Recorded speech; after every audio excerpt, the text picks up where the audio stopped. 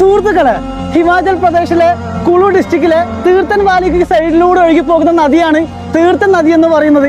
ഇന്ന് നമ്മൾക്ക് നദിയെക്കുറിച്ച് സംസാരിക്കാം. മണാലിയിലൂടെ യാത്ര ചെയ്യുന്നവർ സൈഡിലൂടെ ഒരു നദി ഒഴുകി പോകുന്നത് കാണാം. അതാണ് ബ്യാസ് നദി. ആ ബ്യാസ് നദിയുടെ ഒരു കൈവഴി കൂടിയാണ് തീർത്ഥൻ നദി എന്ന് പറയുന്നത്.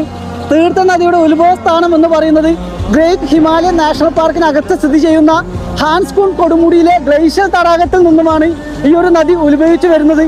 അതുമാത്രമല്ല, സമുദ്രനിരപ്പിൽ നിന്നും 16,000 ഫീറ്റിലാണ് ഈ ഒരു നദിയുടെ ഉത്ഭവസ്ഥാനം, അതായത് ഹാൻസ്കൂൺ കൊടുമുടി സ്ഥിതി ചെയ്തിരിക്കുന്നത്. എന്ത് മനോഹരമായ കാഴ്ചയാണല്ലേ! തീർത്ഥൻ വാലിക്ക് തീർത്ഥൻ വാലി എന്ന് പേര് വരാൻ കാരണവും ഈ തീർത്ഥൻ നദി സൈഡിലൂടെ ഒഴുകി പോകുന്നത് കൊണ്ടാണ്. അങ്ങനെ ഈ ഒരു നദി ഈ താഴ്വാരത്തിലൂടെ ഒഴുകി ബ്യാസ് നദിയിലേക്ക് ചേരുന്നു.